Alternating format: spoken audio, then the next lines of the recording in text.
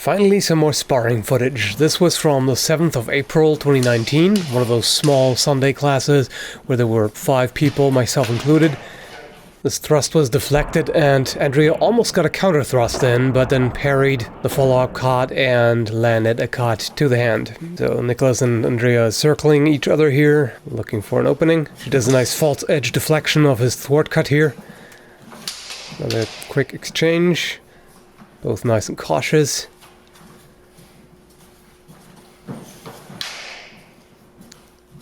And that was a really nice one. Nicholas stopped the cut with a thrust, and he did it the right way here. This was a covered thrust. If done poorly, this will just lead to a double, but that's good. That actually prevented the cut from coming through. And here we've got a nice parry counter. He almost caught it, but didn't raise up the hands quite high enough and far enough in time to catch that on the blade. So here I was trying single hand versus two-handed sword, which is pretty challenging, but my left arm still doesn't really like longsword sparring. It's still acting up. It's getting better, but I chose to do single hand. There landed a cut on his arm.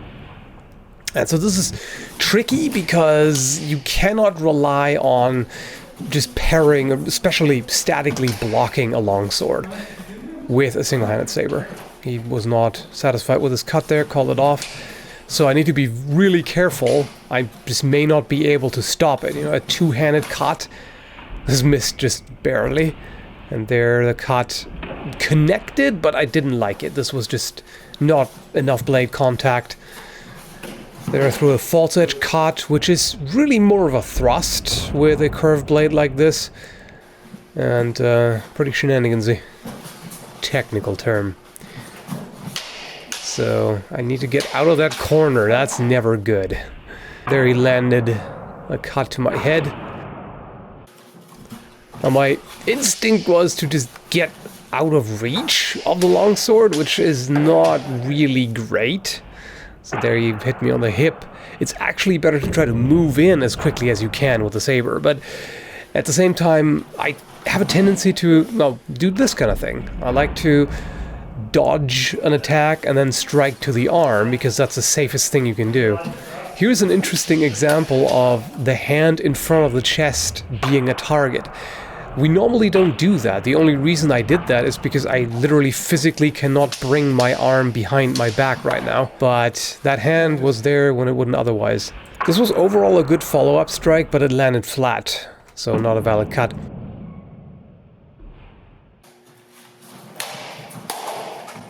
Nice aggression here, just following up one cut with another. But on this cut, Nicholas manages to evade and countercut to the arm. Just like I said before, that's a very safe way to deal with an attack. Here Cat parried the false edge cut and immediately countered with a cut to the hip. Very nicely done.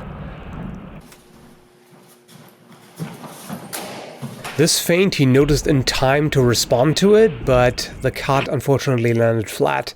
However, he does have a slice on the neck there, so that may or may not be counted in a tournament setting. I would certainly count it in this case. A slice to the neck is viable.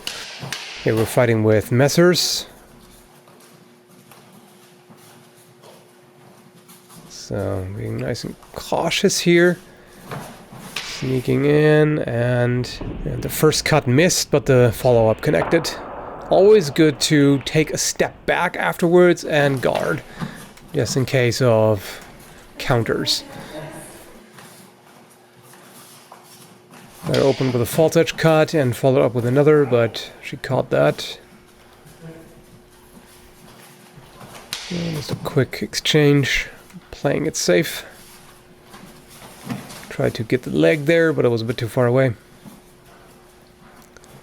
Another false edge cut, but that didn't do anything. This is an interesting one. Andrea actually caught that cut on the grip of the messer. So even though messers are generally used with one hand in the manuals, the longer handle can come in handy, and you could use it with two hands in some situations if you wanted to, and it can even be passive protection, as in this case. My cut landed completely flat there, so not valid.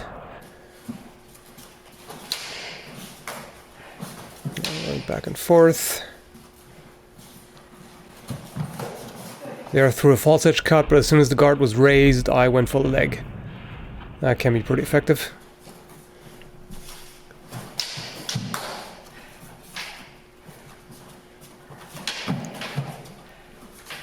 There, trying to get a feel for the bind, and then I threw a thwart cut to the head.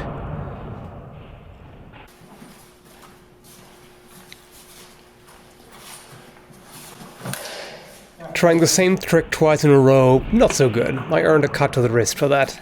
That was very nicely done. I was too far away to interrupt that cut with one of my own, so I just retracted my arm to not get hit, and then came around for a cut to the arm. So they're stuck to the blade to get a feel for what's going on, and then threw the thwart cut to the head when I thought it was safe. Sometimes what looks like a fancy twirl can actually be a deceptive maneuver to get a cut in. This would have skinned my knuckles painfully, but not enough to stop that false edge cut from connecting with the head. Cat rushing in aggressively here, nails Vincent in the side. The only problem is the footwork is disconnected from the blade. You can see how the cut landed while the leg was still in midair, which causes imbalance and takes some power away from the cut. I mean, this was still valid, but definitely something to keep in mind. This was just insufficient contact. You can see just the very tip of the blade connected, and without the bulky padded jacket, this might not even have hit at all.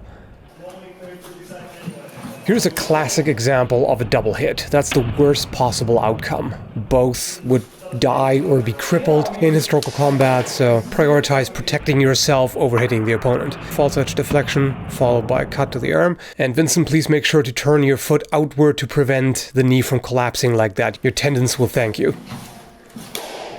That was very well done. So cut to my leg first and then right back up to the head. Like sometimes you don't know for sure if the first hit was good, so you just follow it up until the person calls the hit. And that was very good. Yeah, same here. So first hit, I wasn't quite sure if that was good enough, so I followed up and cut again to the arm. Sometimes you just get a double tap to be sure, right?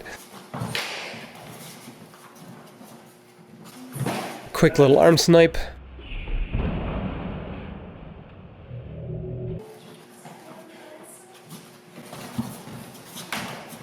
Sometimes you just gotta keep moving and throw one cut after the other, making sure to be safe meanwhile.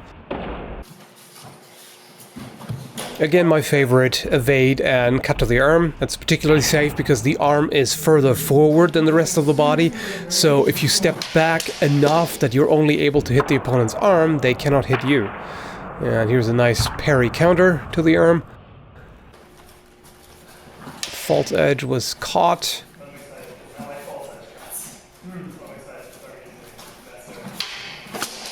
Quick little exchange.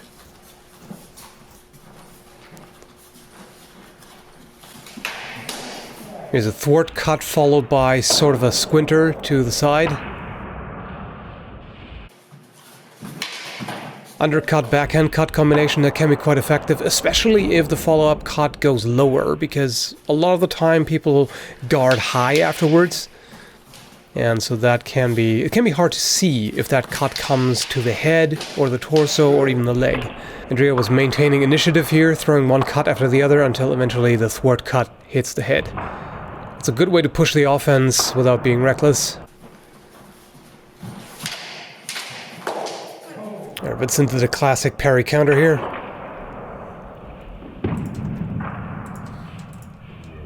Again, single-handed versus two-handed here. The Messer is even shorter and lighter than the Saber. So not great in defense, especially when you don't really defend yourself properly, like I did there. You're just walking back and not really doing anything of value.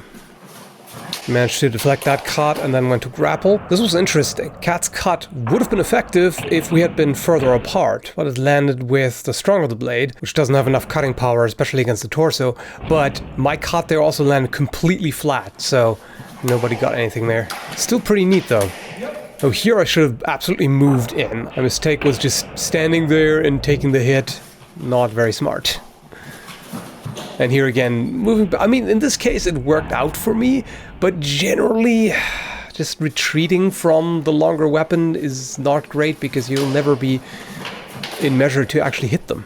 So there I did pull off the grapple, and again the long handle of the messer proved useful. I caught the cut on it and deflected it enough to make it ineffective by the time it hit. Then I threw a cut to the head. There's also potential for a thrust here, and I generally find it important when you hit people in sparring on the head to try to be as gentle as you can, because repeated impact can cause brain damage. It's cumulative. That cut really nailed me in the side before I could catch it. It was a little close, but there was plenty of rotation, so I don't see any problem with that. That was really well done. And there's another grapple. I finally figured out, you know what, I need to get in to be safe from the sword and be able to effectively use my shorter blade. That's a way to do it. I mean, I say I learned it and then I start to backpedal again. Oh well.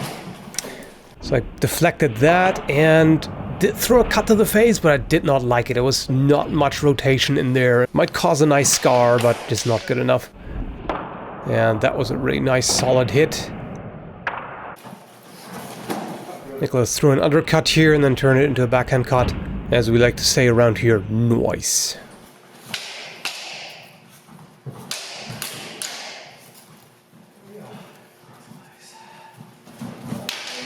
Good back and forth exchanges here. Both are keeping themselves safe. Until eventually Vincent lands a cut to the arm. And covers himself afterwards. Don't raise your guard too high though, that might leave you open. And again, nice parry counter after that exchange. That's how it's done. Boom.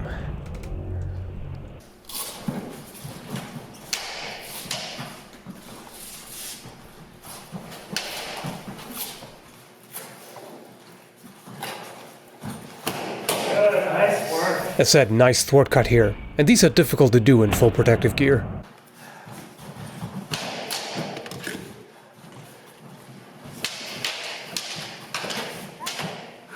Long exchanges like that can definitely get exhausting.